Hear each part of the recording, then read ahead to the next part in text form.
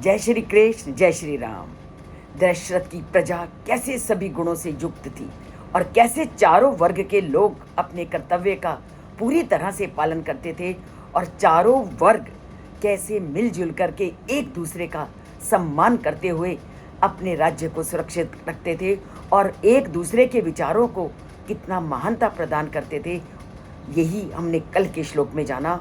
और आज उन्हीं चारों वर्गों का वर्णन करते हुए फिर वाल्मीकि अपनी लेखनी में कहते हैं, वर्णेषु अग्रे चतुर्थेषु देवता अतिथि पूज कहा कृतज्ञश्च व धन्यश्च शूरा विक्रम संयुतः।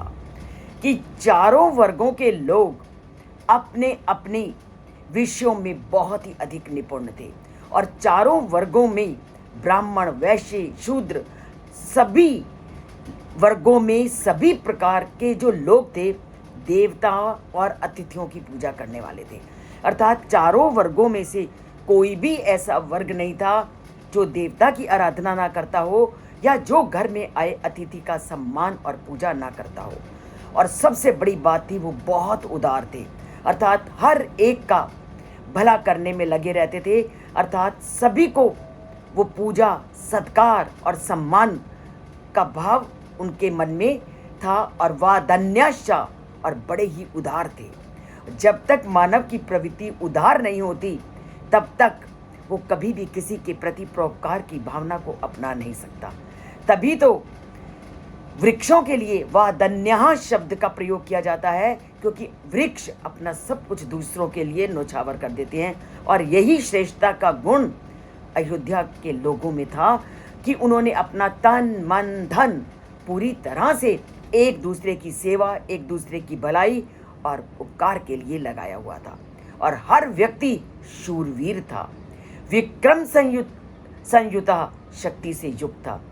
हर प्रकार के गुण व्यक्ति में संभव हो सकते हैं अगर व्यक्ति की सोच पॉजिटिव है। पूरी तरह से रामायण ने हर श्लोक में ये स्पष्ट कर दिया है कि अगर व्यक्ति की सोच पॉजिटिव है तो वो सभी गुणों को अपने में धारण कर सकता है। जो व्यक्ति की सोच है वही व्यक्ति में सारे अवगुणों का स्थान है।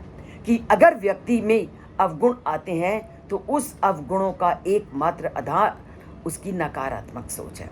तो रामायण हमें कदम कदम पर यह उपदेश देती है कि अगर तुमने अपनी सोच को पॉजिटिव बना लिया तो आपके लिए कभी भी कोई भी काम असंभव नहीं।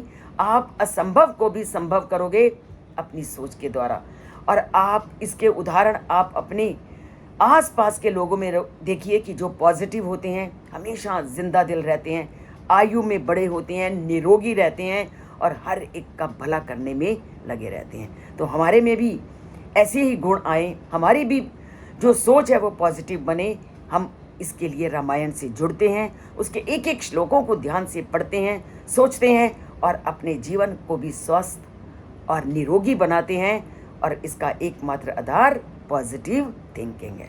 तो चलिए करते हैं पॉजिटिव थिंकिंग, इसको लाइक करके और अपना सब्सक्राइब करके। अगर सब्सक्राइब नहीं किया तो सब्सक्राइब कीजिए। सब्सक्राइब एक बार करना है, उसके बाद उसको नहीं छूना क्योंकि अनसब्सक्राइब हो जाओगे।